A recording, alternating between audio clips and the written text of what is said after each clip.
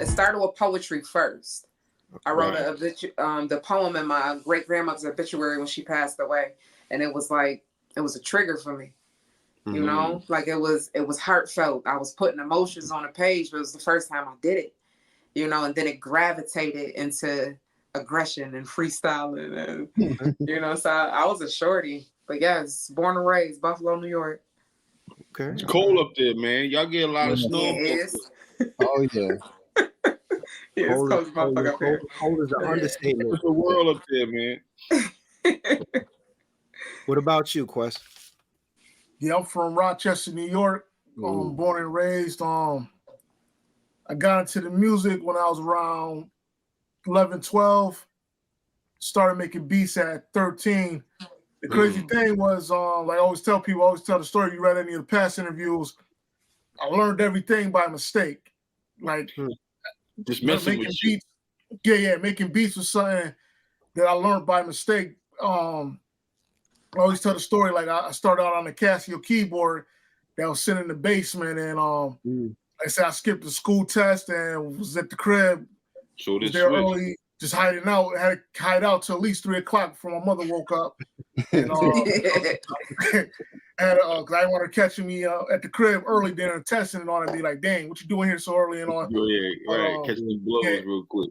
Yeah, but long story short, I started messing with the keyboard and learned how to layer sounds and stuff and sequence and stuck to it and moved up to a Yamaha X2 drum, which introduced the sampling, which I also learned by mistake and just kept going from there. Wow. Okay. That's what's up. That's what's up, man. Yeah, upstate, let me tell you, let me go back to upstate a little bit, man, because I lived in Utica. That's a cold ass place, bro. It's Utica, Rome, Syracuse. But the good thing is that, you know, hip hop coming from that region is not just located to the 5 boroughs and Yonkers, Mount Vernon. It is definitely a breath of fresh air when you can say New York and it doesn't have to quantify the 5 boroughs. Now we can say Schenectady. Now we can say Albany. Now we can say Buffalo. Now we can say Rochester. Now we can say, you know what I mean, Greenburgh. It's a list of nice people, and the talent is incredible. Facts. Like, diamond in the rough. Niggas been sitting on the Appalachian Mountains just waiting for shit to happen. Yeah. But here we are. And I'm telling you, man, like Miss Bully, can I call you Miss Bully? Sure. Yeah, you're an MC. I'm not even gonna sit here and hold it with female MC. You're an MC personified because you put diction, you put clarity, you put you're a writer, and we'll get into the writing part because I like the part about you being a writer. But I love what I'm hearing. I love your cliches. I love your metaphors. And let me ask you this, and I may be jumping ahead of Shy a little bit. What was on your mind before you went into Sway? Oh man, yo, I blacked out. Blacked out. Like, I don't know if y'all noticed, but like it was a good 8 bars of silence. It was like in my mind, I had projects I was about to list, people I was about to shout out, all type of shit. None of that came out. I see it in your face. I was looking. I was like, "Is that a deer in headlights look?" Or no, I was focusing. Or did you just lock in? I was like, she either got deer in headlights or she locking in. And when that and shit spat, I was like, "Yeah, so it's a fucking rap, son." Because there's nobody know what happened behind the scenes. Like Sway was like, I want Bully to stand next to RZA, no pressure. Yeah. So you know what I mean? Like my heart beating out my chest and shit. I ain't know, man. I don't know what I was thinking, honestly. Like, don't fuck up. You got Heather B and MC herself on deck as well. So you know that was. Yeah, that was a lot. You stepped up to the plate and knocked it out the park, though. Yeah. Thank you. That was an unmatched feeling thus far. That's for sure. Man. Upstate, we talking about upstate. I think it's you guys' time. Like Buffalo, y'all got a movement going on right now. And Buffalo's the spot. The movement in New York now Definitely. Y'all kind of carrying the torch for everybody. I don't even know what we got going on necessarily in the city. Nothing. But Damn. y'all carrying the torch right now. Like, and the good thing about it is I will tell you that all of us are supporting y'all all the way. Thank you. So that's definitely there. So I just gotta ask, how did you two guys get together and come about and start making music together? You want to take that one, Quest? Yeah, I can take that. Yeah, we ended up linking up. Shout out to Damo. Damo, he brought Bulli to the studio with him. That was back in late 2021, going early 2022. I was playing some beats and yeah, Bulli with him, and she heard a couple of the joints, and she's like, "Yo, she feeling the joints." And so I put on some beats. I put a little beat pack together. We just talked about this too. I sent her over. We transfer of some beats, and she hit me back, and she just the first joint that she knocked out. Well, no, it was actually the time we knocked out the first joint. Simplicity. It was that same day. Okay. Yeah, and, that's a nice joint too. That's a nice joint. Yeah. That was the same day. Actually, that's the first time we got up. Yeah, we actually linked. Yeah, because she got the Simplicity beat beforehand, but I gave her the beats, and she hit me back about not too much longer after that. And she showed me some of the rough recordings that she did. What beat was that? It was basic homage.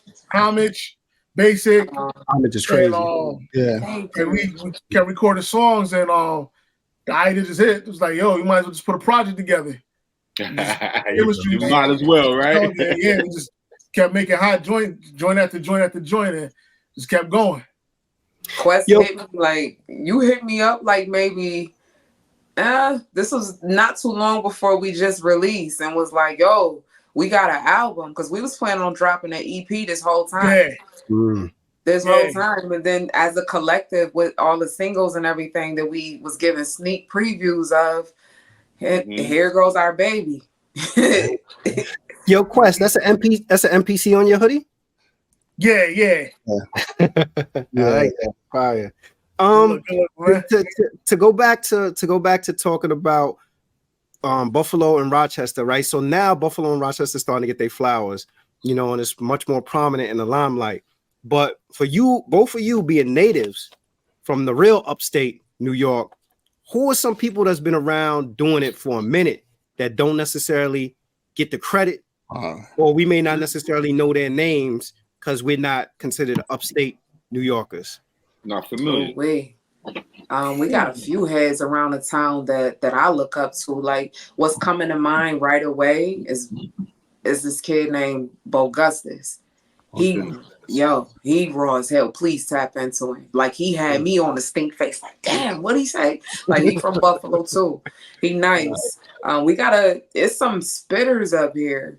Like, it's just they around. We just used to seeing each other.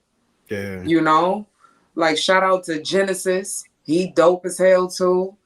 L Biz dope. Like, we got people that's around and in the folds, but like you said, they don't get the recognition that they probably should. Yeah. Like, it's full of spitters out here. Yeah. Buffalo. I mean, that region is different. I think people just don't want to travel because it's so fucking far. Like, they think we're in the mountains or some shit. We not. Yeah, you're in the Appalachians, man. You're damn near in Canada. This is a fact. But like I said, it's refreshing to hear it because it's almost a rebirth of a '90s vibe. I swear to you, between the beat, even the beats that the God is making, your emceeing prowess, and it's almost refreshing. I'm like, here it is. I'm in my 50s now, and I'm like, wow, is this re-happening? It's like it's the rebirth going at the right time because music it's where it is. Give or take, there are those who make their music. I'm not here to profess. I like what I like. Yeah. But what I hear, and I love your production too, bro. It's like what I hear is like, damn, bro, somebody got it. But then what makes it dope, you got New York behind it.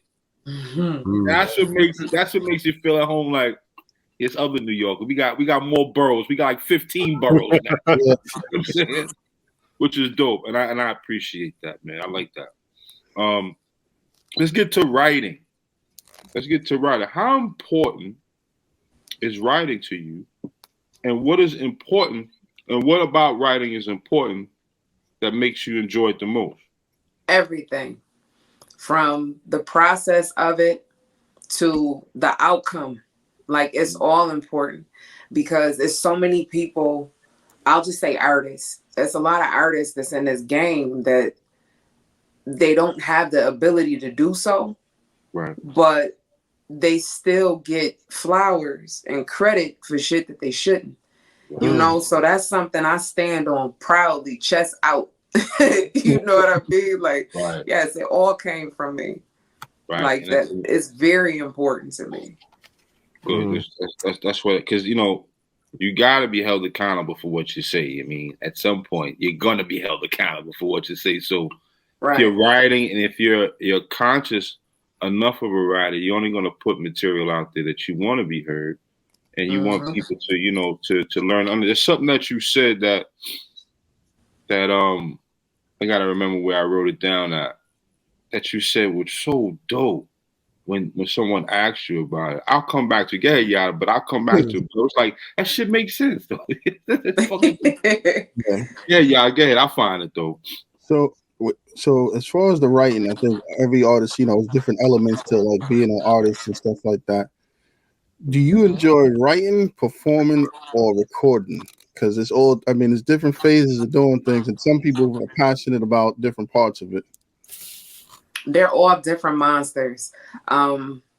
Now, every process is different for me.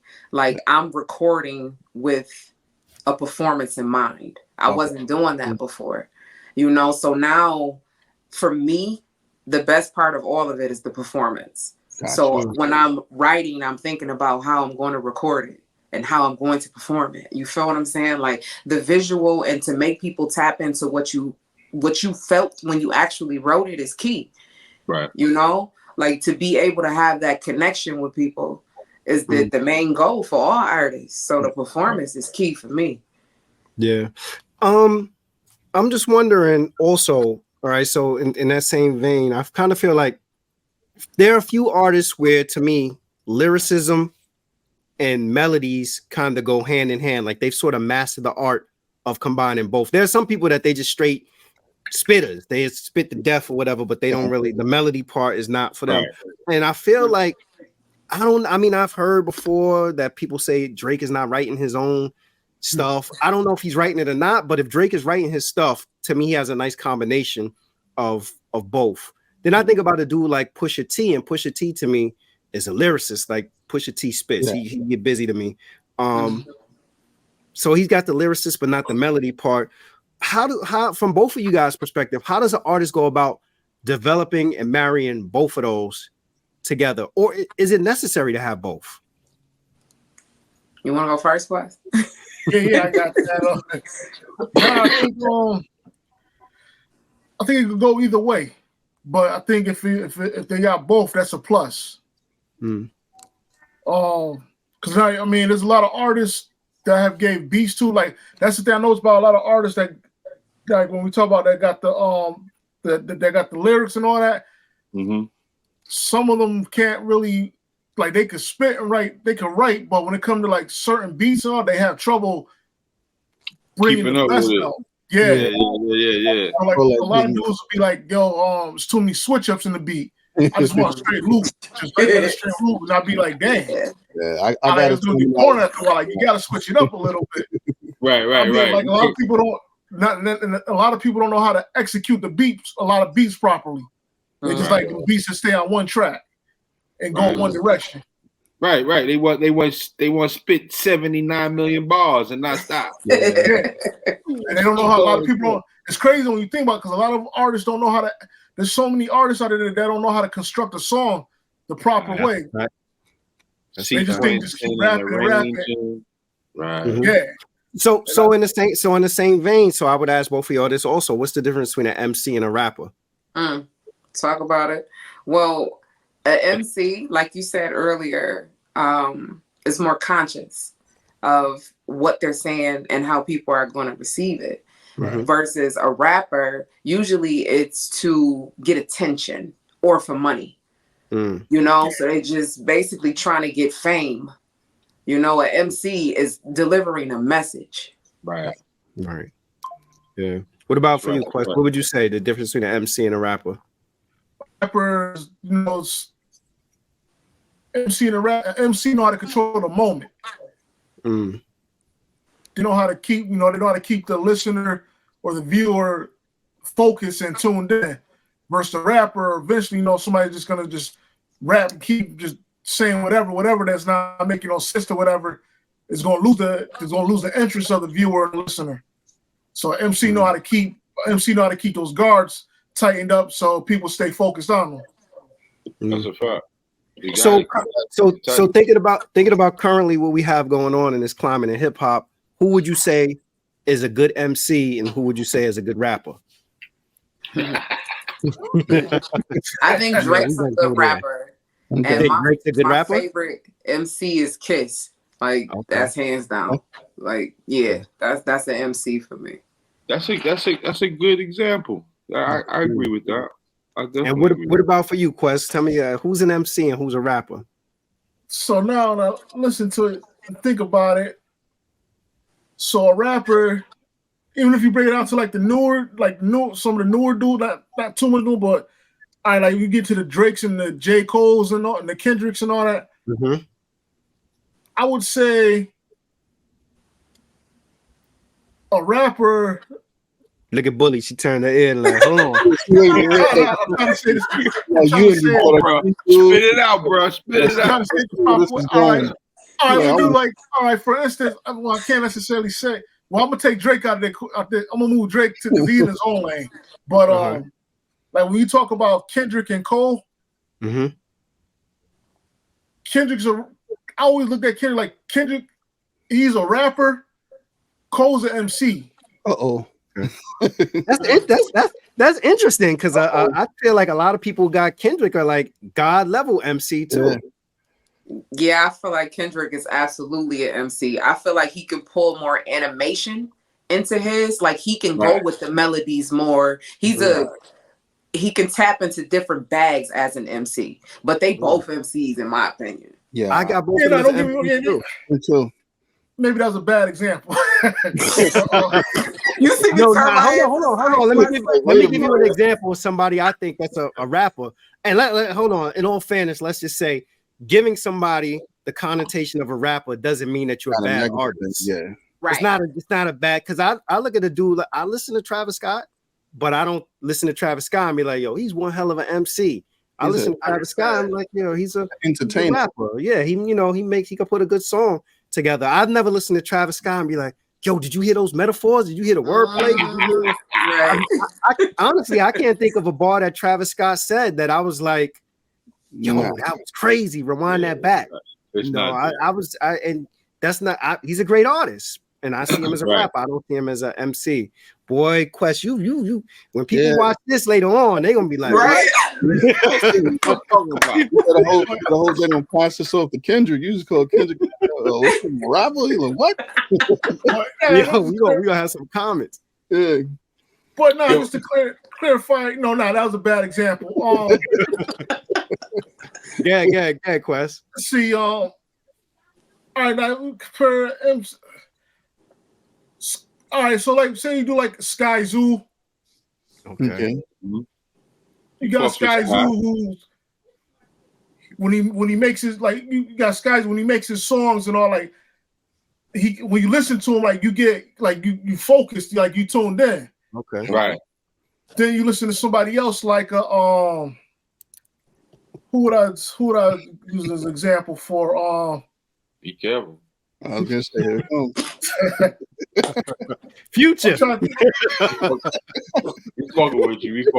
I'm trying to think because there's so many let's just say just because somebody's a rap because some people would take if he's saying they're just a rapper people be like, oh, that means he's trying to say that they're not good, but which is not true.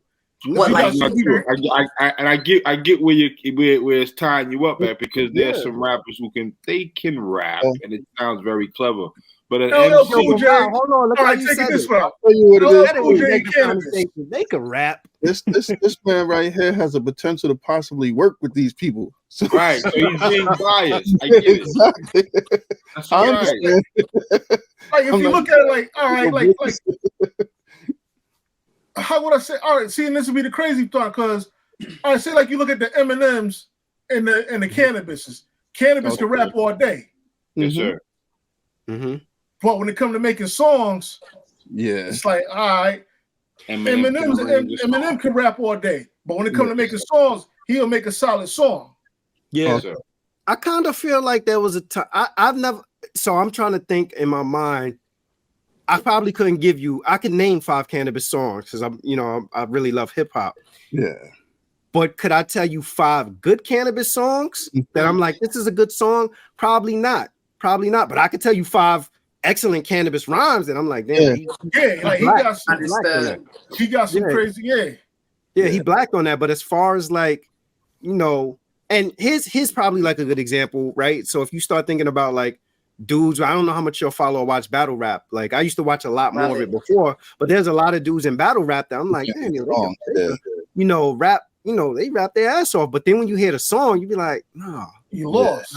Nah, Some people just don't make good music. Yeah, like nah, that's the song, nah, it's so again, like for people who watch this, there's no negative connotation associated with being a rapper. I'm just trying to highlight that there is a distinction between an MC and a rapper, and I think it's important for us to acknowledge and understand that there's a clear distinction between an MC and a rapper. Now, the next part is I hold MCs in a higher regard than a rapper. Not that I say I don't enjoy rappers, but I do feel like MCs are more witty. There's more lyricism. It's just different components that come with it, like how they put their stuff together. And there are people that I think that are great MCs that even as great MCs, some of their songs may not be the best of type songs or whatever, but you could tell the wordplay that they put into it, the metaphors, and just the art. Like they really take the art, the crafting of it a lot more serious than somebody potentially is a rapper. And that's why I use Travis Scott, because when there are a lot of Travis Scott records that I like, but I've never rewinded anything back and be like, oh, you heard that? What is they sweet like cotton candy, lemonade. I can't say that I've ever, I've ever appreciated his lyricism. Pretty Bully put it in a nice way, and I found the quote. And this is, I guess, she was describing herself. She says, "Man, when I MC, I want to put knowledge in a shit talking way that's creative." And I thought that was dope, yo. Yeah. Understood. I did say knowledge that. is shit talk, yo. Like, how can I take that, make it into this, but make you understand where the fuck I'm coming from? And to me, I think that's what all MCs embody, because there is some sort of knowledge in it, because you're paying attention to what you're reading or what you're writing. Mm-hmm. So let me ask you as a writer, because most writers read, in my opinion. Mm-hmm. Give me 2 books that you've read that fascinated you. I am more of a don't laugh either. Because I'm getting to the concept of how you write and your penmanship, but I know that comes from somewhere. I know it comes from life experience. I'm a thesaurus dictionary reader. Okay. Wow. My next question. I never told nobody that. You know what's crazy? Because right after that, I was going to ask you about word placement and do you keep a mental thesaurus? You see that? Because I know writers. Yeah, that's a thing. That's a thing. Like I love words. I love how they coexist. I love how everything about them. Placement. Like it doesn't even have to be a full-blown story for me to read it. I like words. Right. Damn, words I never said that out loud. Words are powerful, man. Yeah. For real. God said, it was a word that made my man child walk. Just a word, bro. Just a word. So give me the 2 books though. Let's see. I like ratchet books. You ain't alone in that. We all do. Yeah, A Hustler's Wife. I love that, but it's not really more of a fascination. It just pulled me in. And the book Precious. Did y'all ever read that?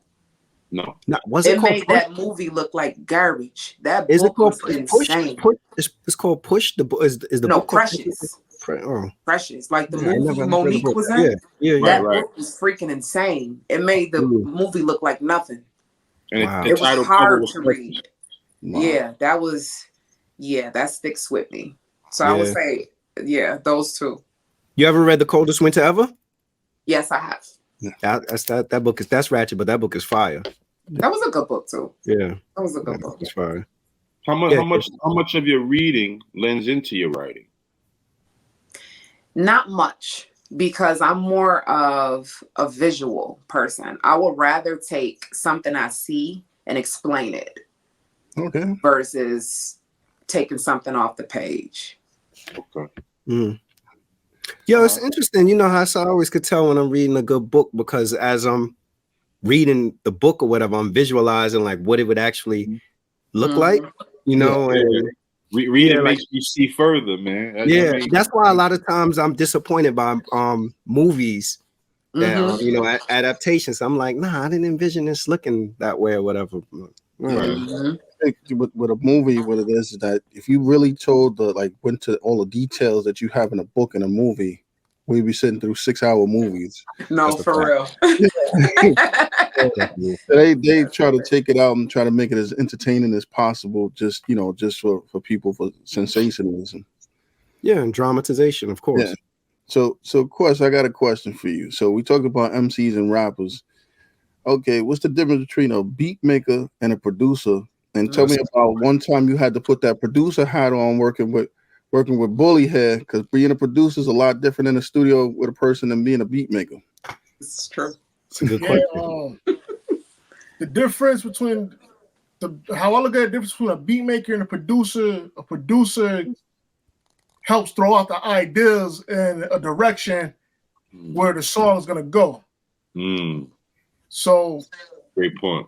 When I'm in producer mode, I'm making beats specifically for the artist, and they being made customly just for that artist. Versus the beat maker, I can knock out 100 beats right now, just toss them to whoever, and whoever jump on it, then ride with that beat or whatnot. But it don't necessarily mean that I made it specifically for them. So the producer always makes sure that the foundation for the song or wherever direction is about to go is solid. Nice. And then, like I said, with the beat maker, it's what it is, whatever it's going to be. So I'm going to ask you a tricky question now. So when you produced and you made a beat and you had a vision, have you guys ever had a difference of opinion on what the vision was for the track? Good question, y'all. Smiling, man. Yeah, we like to poke the bear a little bit on the podcast. Nah, like we throw ideas. We always throw ideas around all the time.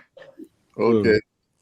Good answer. So, we coexist though. Like, it's really no smoke.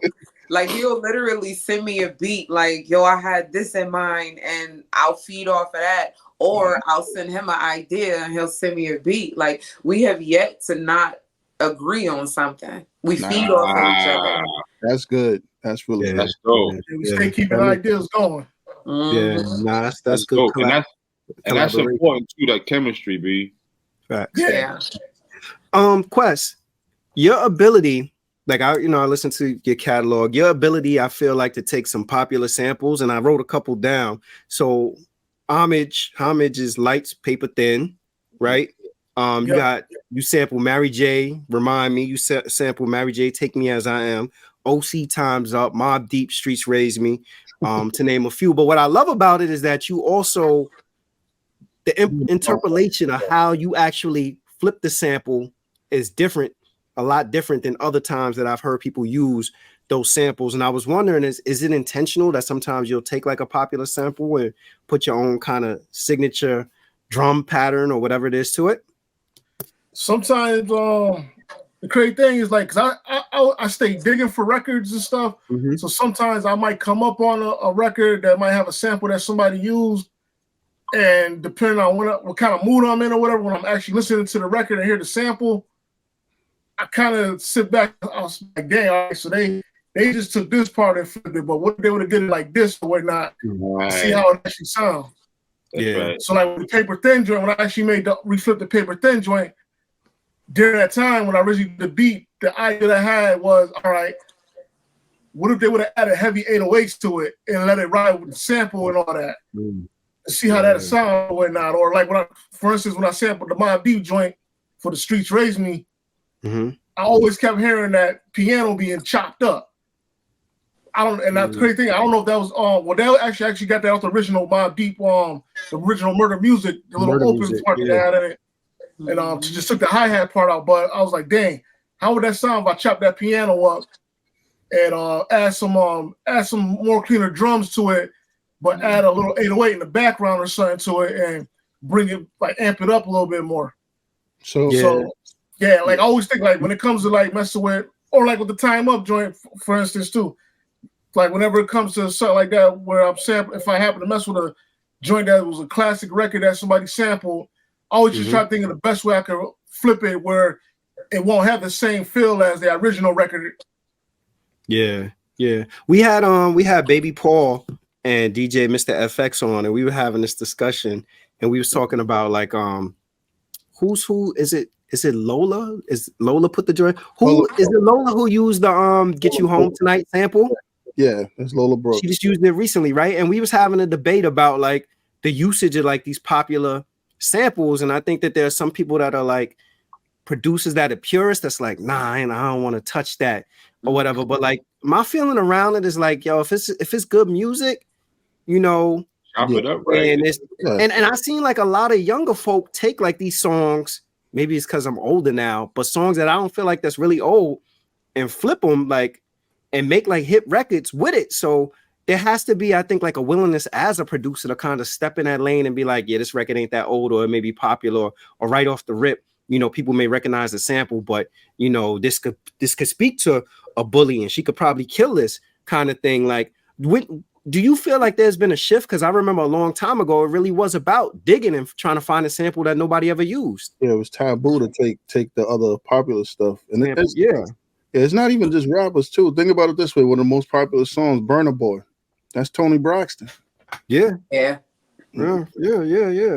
So what do you think about that? Like, are you somebody who's pro, or you feel like we in an era where it's like, you know what, let's flip whatever it is sounds good, or do we need to go back to like we need to be digging and finding like the hidden sample, and we need to get the vinyl from Japan and sample that record that nobody never found, and it's the weirdo on the cover. I got this sample from the weirdo. That's the one you want. I mean, it's like the crazy thing is like I never like kept myself not being able to touch a certain record because it was a classic. Because like how Guru said back in the day, nobody owns samples. Yeah, that's true. And that's coming from a great source right there too. So let me ask you this, because I think Rob, you and I, we were in the studio, man. We was having a conversation with Rice. Are there certain records though that is kind of like an unspoken rule as a producer that you like, nah, I ain't touching that? And I'm gonna tell you a record that I don't know if you remember this, Rob, but remember he mentioned Pete Rock, They Reminisce Over You. He was like, yeah, if you find that sample, you don't mess with it. So if you happen to come into the original, that sample, would you do something with it? Or is that like the producer's code? Like, nah, that's taboo. You don't touch that one. I mean, if you about to attempt to mess with a sample like that, you better be flipping it a whole another way, and it better be hot. Don't disappoint, right? Don't disappoint. You can't disappoint. Like once you attempt it, it's like you sign up for Army draft. Once you sign up, you better be ready to march, because it ain't no turning back after that. So you better have your mind made up and flip it the best way possible, or make it just as hot as the original or hotter. You can't fuck that up. You can't fuck that up. Nah. You can't fuck that up. You can't fuck up Mass Appeal. You can't fuck up Cream. Like I ain't gonna front. Like there's some classic joints hip hop joints that I had resampled and try to flip, and I was like, nah, I can't put this out. I don't know what I don't know. It's like, damn. This question is for both of y'all.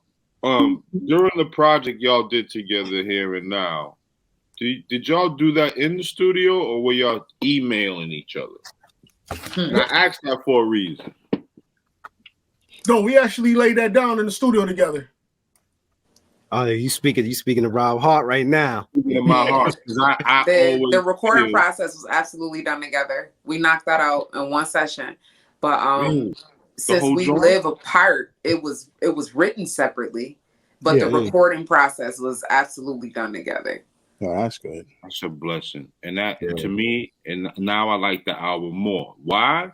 Because I think I believe when people are in the studio together, there's a symmetry or a symbiotic relationship of sound, sonics, voice, change that, give me a hat, drop a drum. I think a project works out better. So I'm glad y'all did that, because I was like, yeah, this just sound dope. I want to ask, you sending emails? I mean, I know it's of today's time. Time is short. I got something. Let me just shoot it over in Dropbox. Do what you do. But this is music. This is we want to make timeless material.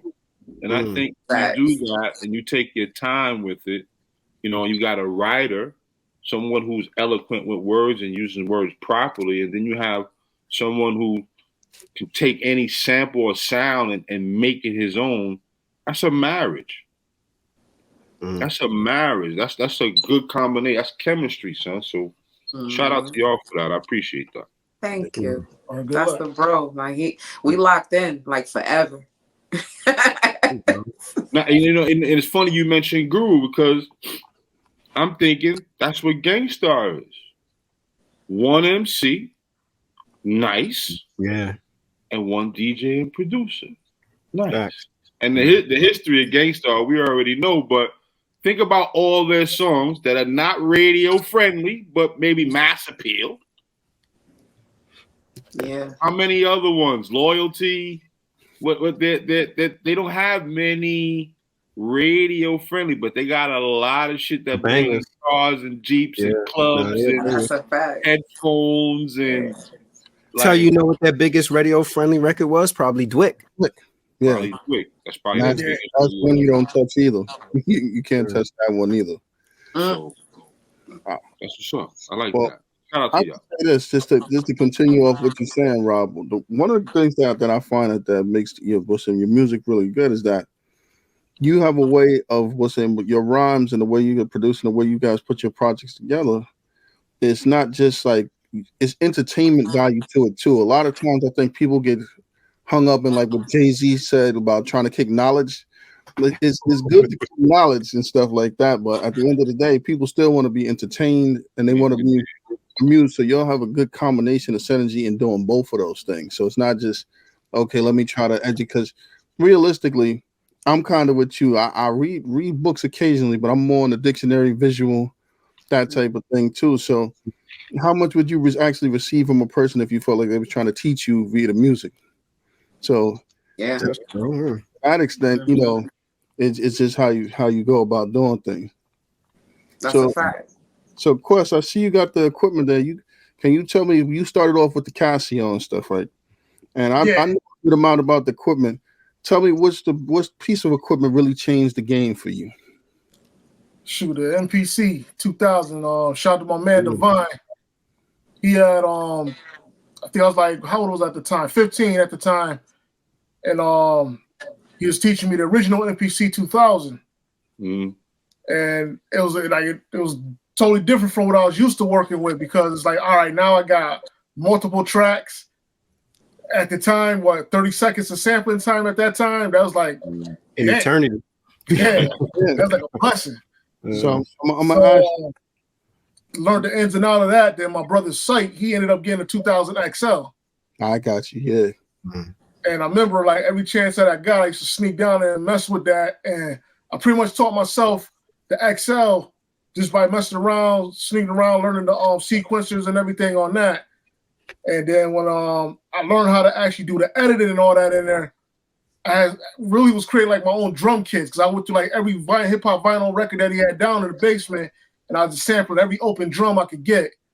It was just so much. It was just so easy to do it on there, and I don't know. It just changed everything. I'm like, yo, I remember, man. Like, yo, I was like, yo, I can't wait till I turn 16 so I can get a job and get my own MPC. Because I'm like, yo, this right. I gotta get one of these.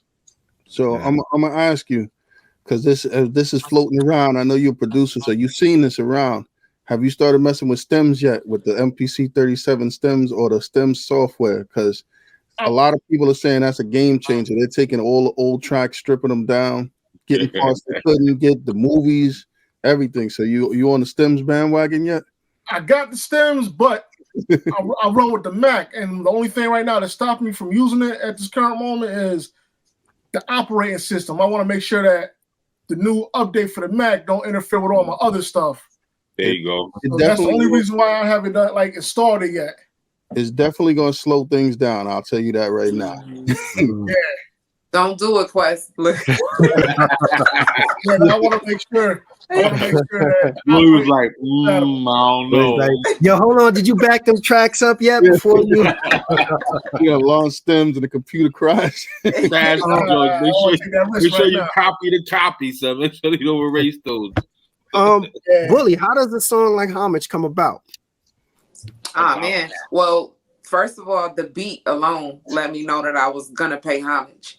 You know, so I always try to bring myself to every track.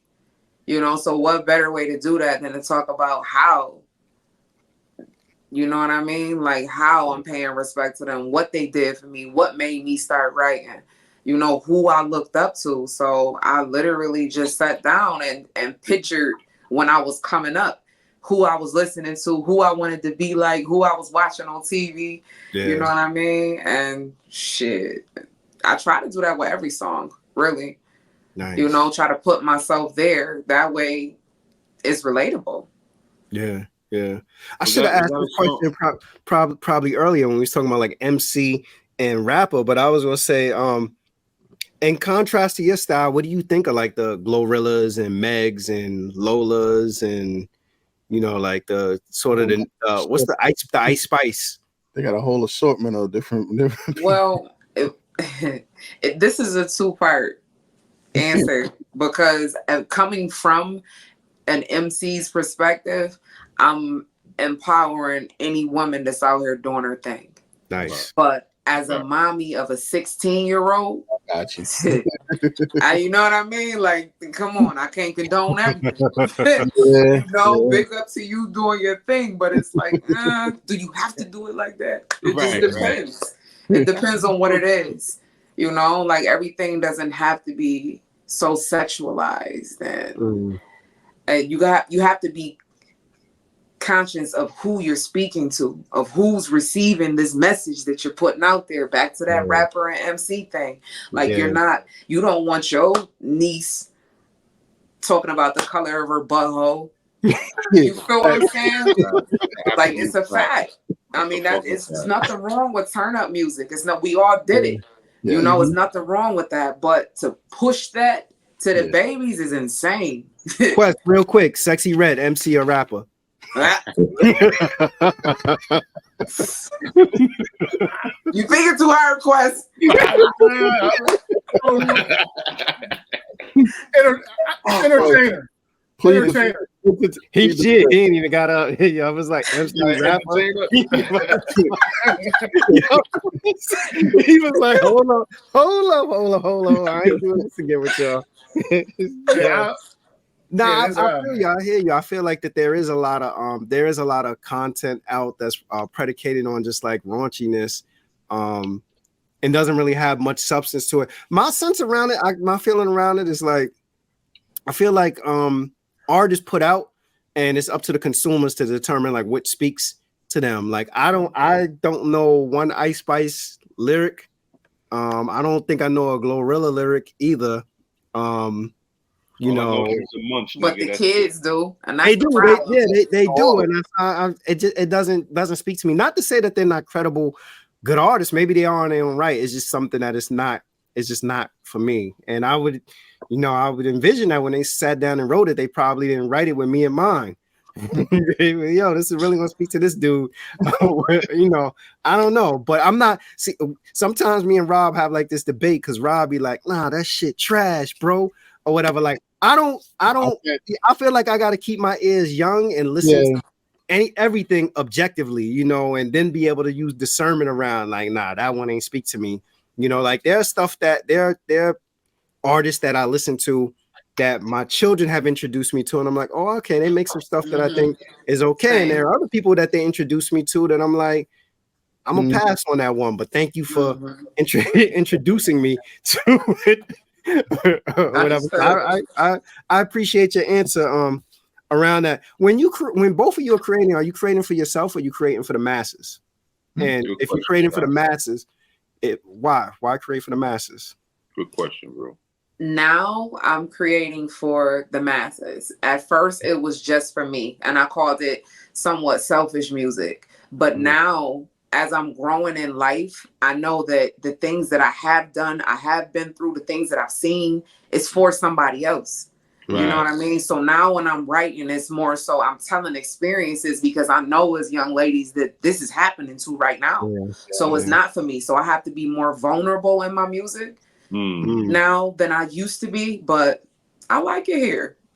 You're gonna hang around for a little bit. You're gonna right. Is that synonymous with like the growth of an artist? Like, do you feel like you grew as an artist when you started writing for the masses? Absolutely, because I wasn't to the point where I was comfortable being vulnerable. Like as soon as you tap into that vulnerability, the gates they wide open. Yeah. You know, you have endless content because you're talking about yourself. You're talking about how you feel, what you've been through. You're not as strategic and worrying about how somebody's going to perceive what you said. Like you are really speaking from here. So yeah, that's it was mean growth. It hurt, but it was growth. You feel Sexy Red was being vulnerable? You on shit. You are on shit. That's a vulnerability. Yeah, I can't speak on that one. No, I'm just messing with you. Yeah, question for yourself or for the masses? A little bit of both now. Okay. Because there's been times where like I got several instrumental projects that I made for myself just to listen to. The last one I just put out was actually one that originally was for myself just to listen to. It was called the Sound of the Track. If you was on the Bandcamp, you probably seen that. Matter of fact, my man, he was the one like, yo, you need to put that out, man. Like, don't just let that sit in the vault and keep listening to it over and over. Like, it's too dope. So now I'm getting more in the habit of now releasing more stuff out for people to hear. But I always told myself, like, if I'm doing it for the masses, I'm giving you me. I'm not duplicating nobody else. You're going to get what I do. 100%. Yeah. I think going back to what you were saying about making music for yourself, I think 50 Cent had a quote. If you're making music for yourself, go ahead and put that shit in a Walkman because nobody want to hear. Put the headphones on, or nobody want to hear that. Right. You're making it for yourself. Put it in some headphones and play it for yourself because nobody wants to hear it. Go waste some batteries in your fucking Walkman. That shit. So, just a question with him. I've always wondered this with him as far as like making instrumental albums and stuff like that. When you make an instrumental album, when you go about doing it, is your expectation just to get people to hear the music? Like we had a debate on like what different things of music are for. Like when you're making videos, you're making songs, doing freestyles and different things like that. When you make a beats record, is it to stimulate other artists or generate other artists? Is it to make it to put it out there? Have people try to request the same beats that you put on the album? What goes into that? What I do is just to keep good music out there. Okay. So like somebody happen to stumble, like it happens a lot. People stumble, they be like, oh yo, I found this is dope. I was just on such and such searching around and it popped up. I'm about to add this to the playlist or whatnot, and be like, okay, that's the goal. Like people who appreciate good music. Yes, sir. That's a fact. I appreciate the joint you did on scripture for Azariah. Oh yeah, thanks, man. That's a different shit, bro. Shout out to Az. Miss Bulli. Yes, sir. Thank you, man. She said yes, sir. You're so sweet. Listen, on the song Basic, are those your vocals? Yes. Is that another lane for you out of emceeing? Are we gonna hear a little? You know what? I have a lot of songs where I'm actually singing. Okay. See, Yeah. melodies. Well, just hooks. I ain't jumping out my tree on a whole song. But yeah, because a lot of the time, shout out to Kid Cole. That is my muscle, my engineer. Like, he taught me a lot. Right. He's a guru here. He is one of those people, like, if I go in the studio and I'm laying down a reference, like, because I'll write a hook, a singing hook, but in my mind, it's for someone else. So I'll go in and I'll do the hook, and he like, nah, Bully, we keeping that shit. It's like, all right. So it's not somewhere where I'm comfortable. Now, as a writer, like I said, I'll write it for somebody else. But I've been stuck with a few songs, not in a bad way, but yes, it's there. No, I think it's a great lane, because I heard that. I was like, oh shit, she blow too, and it made me think.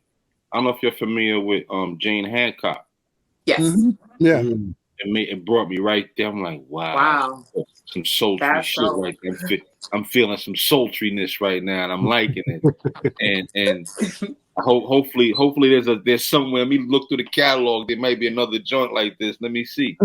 So I wanted to know that they sprinkled in there. They sprinkled in there. All right, I gotta look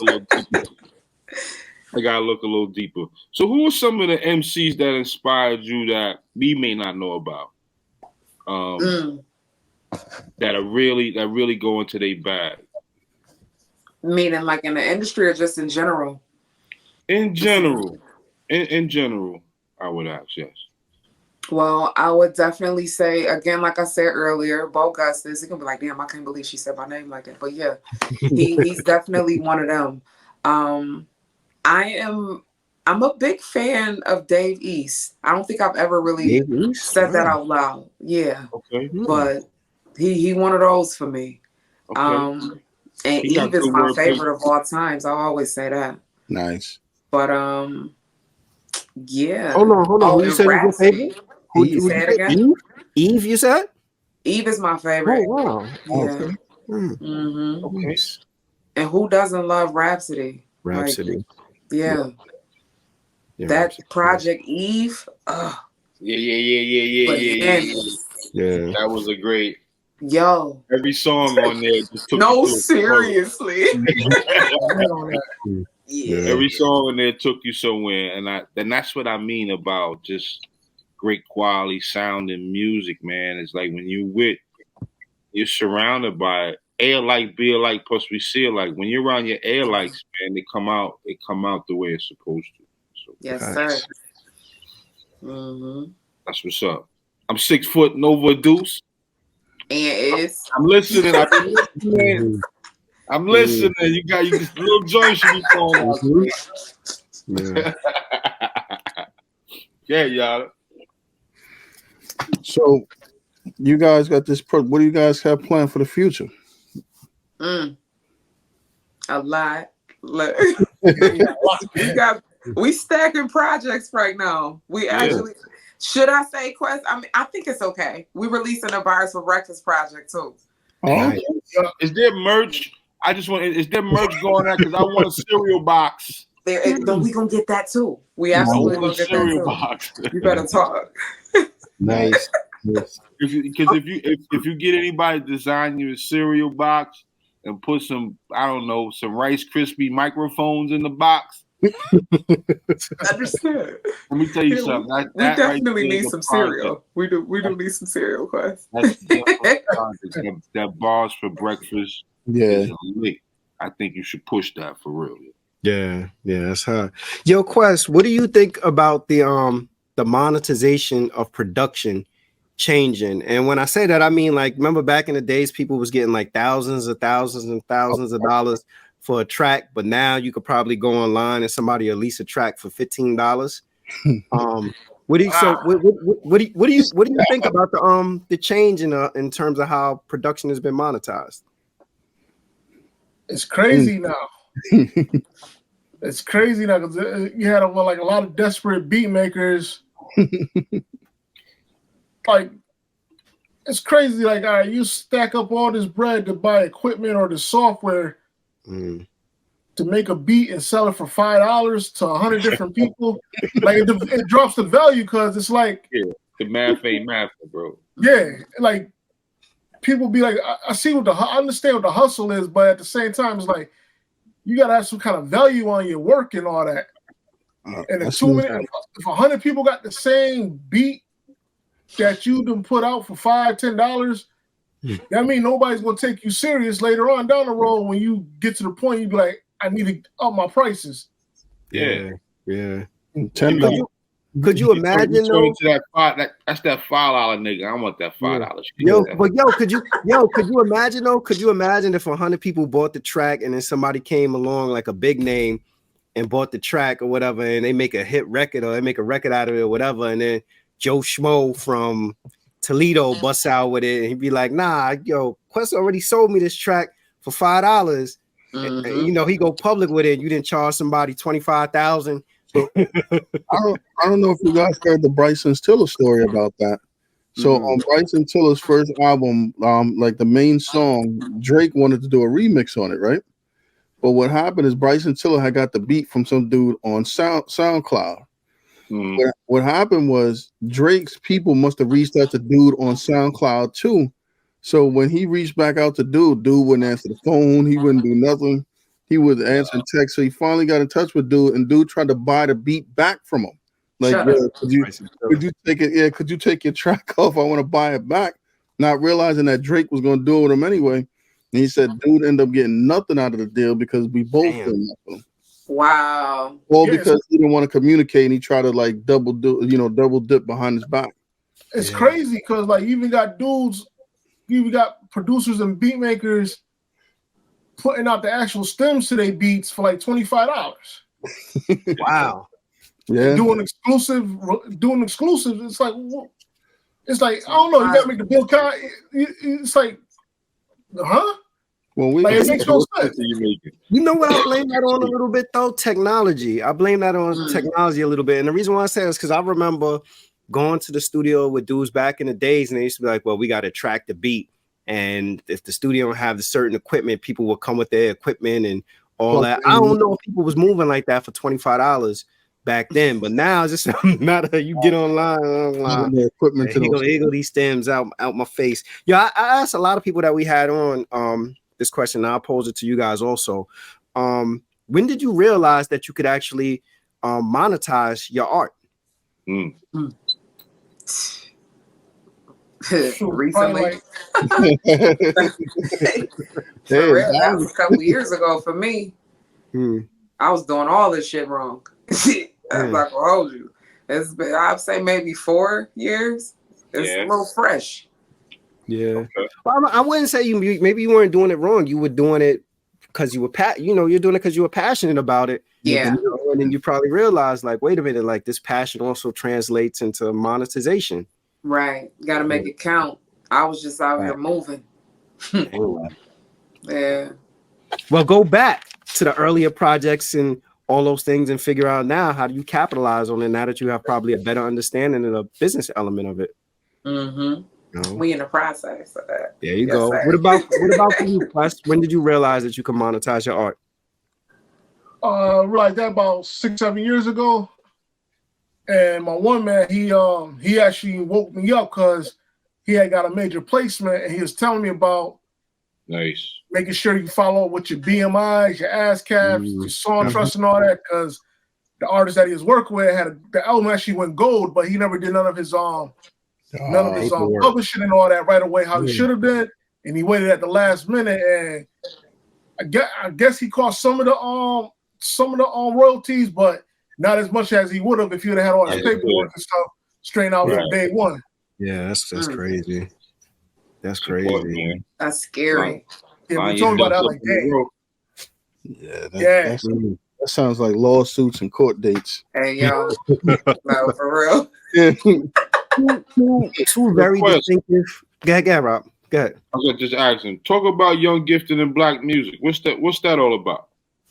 Oh, so yeah, that's me and my man Azariah. The group me and him together, we go by Young Black and Gifted. And I just recently within the last couple years had got the actual name trademark and everything. Dope. So I was like, you know what? Since everything that I was doing had a Young Black and Gifted logo on it, I'm like, might as well just create a little label called it Young Black and Gifted Music, so that'll carry on the name and everything. Nice. Keep everything circulating. That's right. Yeah. That's right. So it's just you and your man? Is it a team of producers? Is it a team of MCs? Is it how's it? You know, what's oh yeah, Young Black and Gifted. So yeah, it's just me and my man Azariah. Then we got some affiliates. Shout out my man Jay Hustle. Hustle. Yep, he does like he'll help on some stuff with us time to time. Mm-hmm. And pretty much I got a couple other people I mess with too time to time. But when it comes it's mainly when it comes to Young Black and Gifted, it's me and Azariah.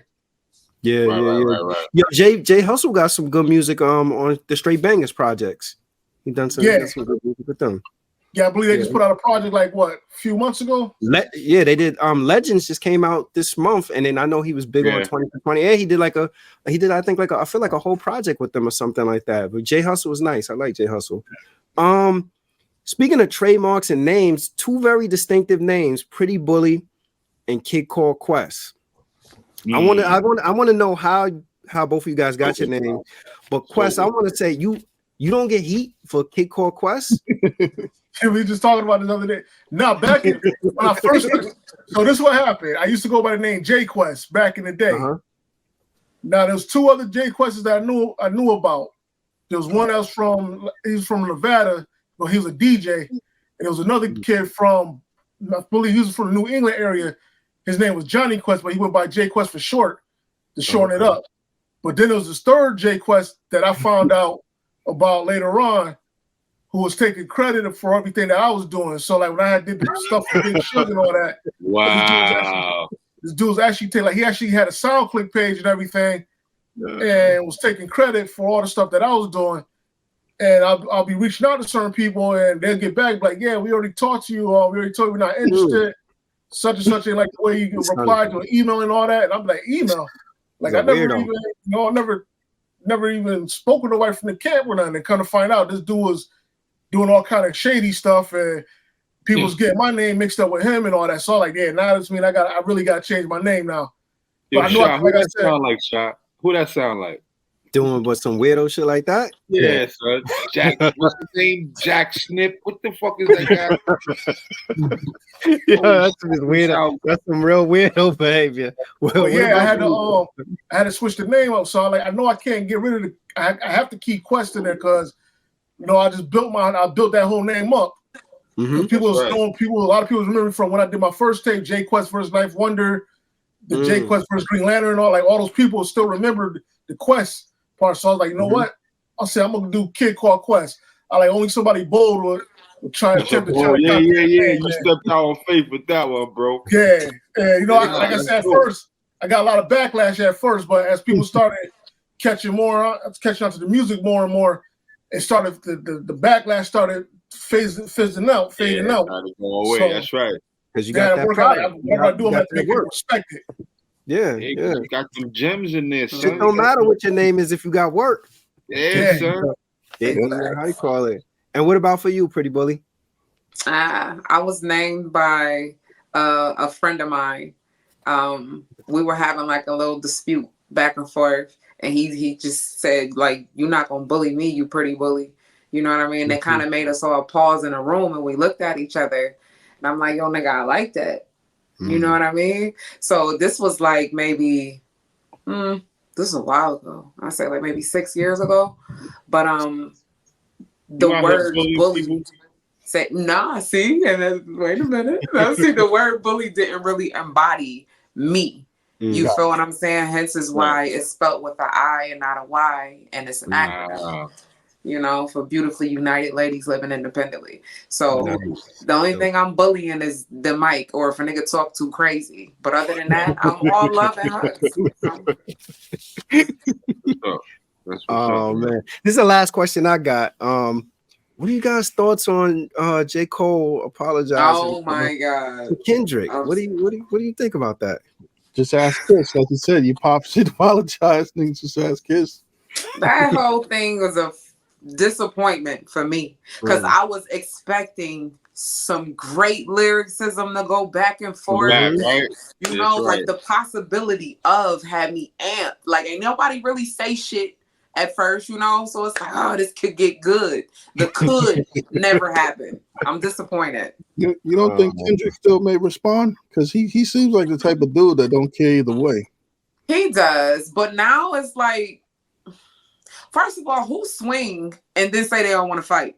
Let's talk about that. Like, what? Like, I am very disappointed. Very disappointed. Point. So how you throwing rocks and hiding your hands? Well, he was the Jay-Z method too. Got into the hot albums, 3 amount of time, divide, the whole Jay-Z bit. I thought those was I enjoyed J. Cole. You know, I enjoyed the record. I thought it was a good record. I don't know. I just feel like the sport.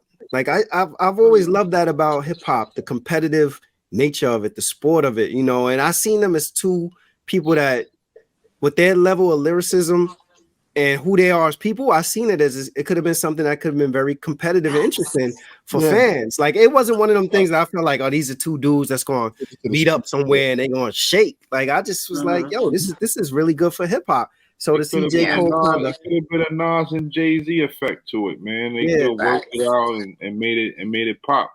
You know what I mean? So don't forget, publicity is a thing because J. Cole can actually be fronting. Because remember, he was talking shit like he had stuff in the cut. He could absolutely be doing this just to get niggas to talk about it. I'm gonna sit tight for a second. I don't know yet. I don't know. That's a good point. That's a good. We might be rocking into the street. You say he might got some work, Wes?